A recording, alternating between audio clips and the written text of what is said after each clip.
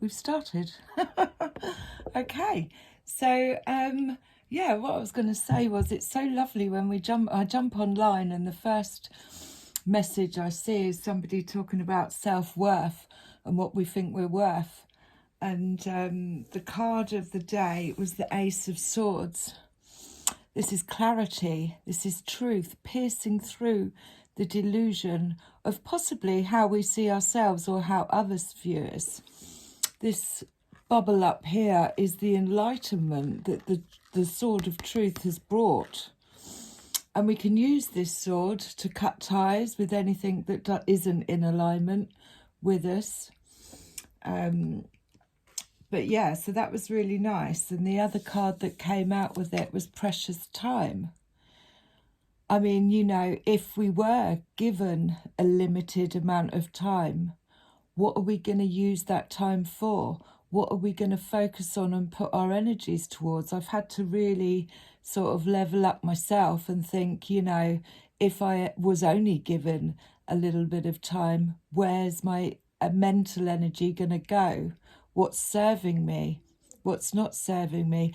And also, you know, when we have conversations about stuff, what kind of conversations are we having with other people? Are they empowering or are we just moaning? So the precious time is asking us to cut ties in this new truth of clarity that's come to light, and use our time preciously. And the other card that came out with it was unconditional love. Now, there's been a lot of, I'm sure I'm not the only one, when we've thought about unconditional love and we've made excuses for people in saying that it's unconditional love, and that isn't unconditional love. We don't make excuses for people's bad behaviour and say, oh, I unconditionally love you. Unconditional love comes from within. And it's about unconditional love in saying, no, that's not right. That's not what, you know, doesn't fit with me. You can unconditionally love people from afar, but it is not an excuse for bad behaviour. It's something that, you know, we have to unconditionally love ourselves. So that came out with, you know, and that's about, unconditional love is about setting boundaries, knowing your worth, and then making sure that it is then relayed in the 3D. Because we can't say, I unconditionally love myself, but accept bad behaviour from other people. Now, one of the cards we got also was believe in magic. I mean, she is just in her element. And it says, you know, open your eyes and see the magic that's all around in nature. The fairy of the northern lights says you are part of nature, so you are magical too. That's unconditional love within ourselves, because we are magic. Then we had the magician. Again, this is manifesting energy, using all that we've learned to create the realities that we want, rather than wasting our time fighting what we don't. We don't want that. So, you know, take your power back and just live and create and be what you want to, you know, a walking piece of magic in this world. Looking at where the energies are going to. And we had vibration. Again, this is lifting our vibration. Like I say, with this one, she's flying on top of a bat. That means she's gone into the darkness. She's conquered her fears. She's on top of the bat. It's like the Chariot, but she is the light in the dark. There's a moon there as well, but she's the light in the dark, and she's on top of the bat. She's soaring, and shining her light in the darkness. And you can see, I've said this before, that there's moths. Moths are only attracted to the light. So we're going to have a little shuffle and see what else comes out. Clarity, precious time, unconditional love, and the Magician at the bottom. You know, that is the sword of truth. What has come to light, what's been enlightened. And we can take the sword up to cut the ties of anything that doesn't resonate with who we are today. We could go to sleep tonight and wake up and have transformed again. We're in such a fast-moving ascension process. So the Hanged Fair. Now this is letting go of control of situations. She's free falling, if you like. She's tied up by the bindweed, but she's looking at things from a different angle. I let go of my need to control outcomes, but viewing things, it's a pause. Viewing things from a different angle. And she looks surprised. She's got a hand on her mouth. And maybe it isn't a time, you know, to speak, but just to observe what's going on. And then we have the moon at the bottom there. So yeah, again, coming to light, that emotions coming up to the surface to be looked at. What is in the shadows coming to light. Let's see if that, I'm not going to put that in. We'll see if it falls out. But again, you know, believing in magic. Unconditional love for the self is accepting that we may have made mistakes, or we may have even, you know, put up with or tolerated behaviour. 10 of Cups. So that is, you know, that is all my cups are full. And not of things that I have, you know, looked for outside of myself, even though they're inspecting all the cups. They're going through them to have a look to see, you know, my cup is full in my workspace. My cup is full in my home life. My cup is full in my bank. My cup is full in my relationships.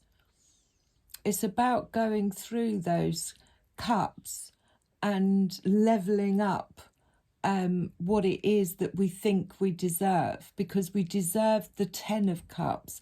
There shouldn't be any lack emotionally in all areas of our life.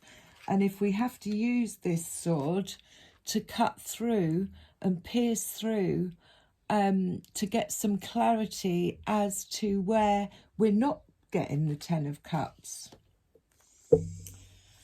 10 of Wands, that's putting the burden down. It's like, I'm done. I'm not carrying anyone else anymore. This isn't my problem. If you're not happy, that's not my problem. I'm going to put that burden down. Oh, and then the Ace of Wands. The Ace of Wands is new ideas, new inspirations, almost like a wand of healing. So I've healed this sacral chakra, which, you know, sometimes it's boundaries, it's setting boundaries, saying no. Something creative coming through, using that Ace of Swords and that Ace of Wands in the world to pass on possibly what we've learnt, whether it be just by setting an example or using our creative skills, you know, and using unconditional love, but using it preciously, believing in magic.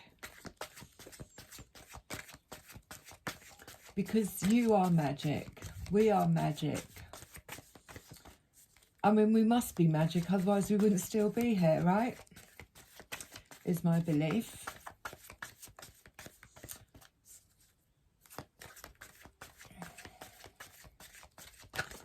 What else? Oh, Justice. So yeah, weighing up the scales. She's blindfolded.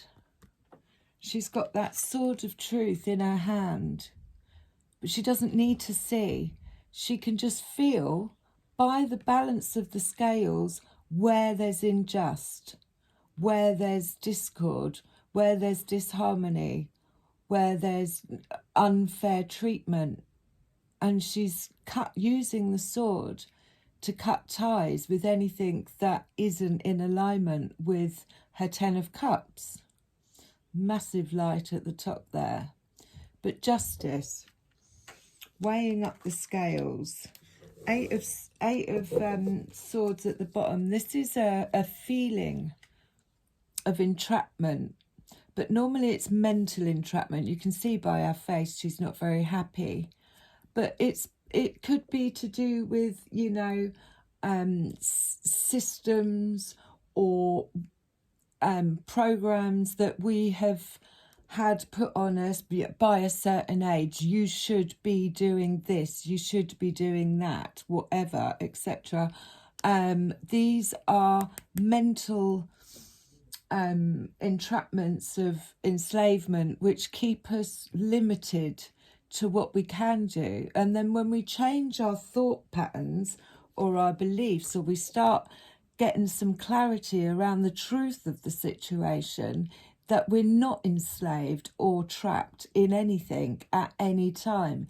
It's just a mental way of thinking that we are. And the sword comes along to cut us free. Changes the vibration.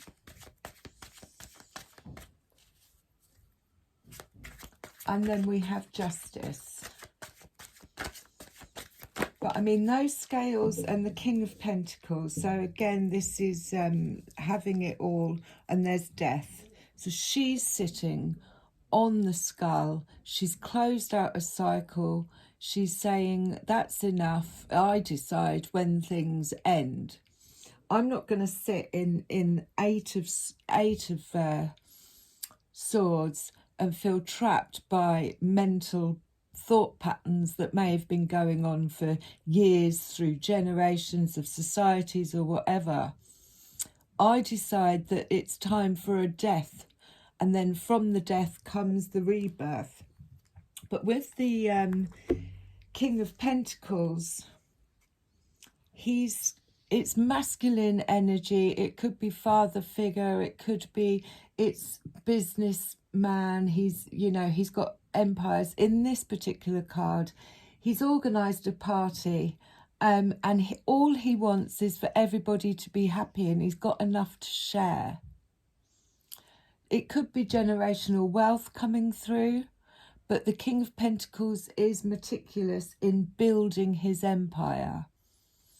So we could be asked to get into, you know, not wasting our precious time on places and things that aren't serving us. Weighing up the balance. What am I giving out here, and is it being received in equal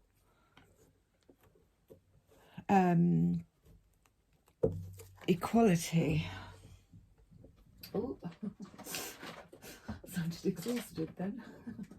We're going to go to the labyrinth fairs. Let me know how you're feeling about these fairies. I absolutely adore them. If you've got any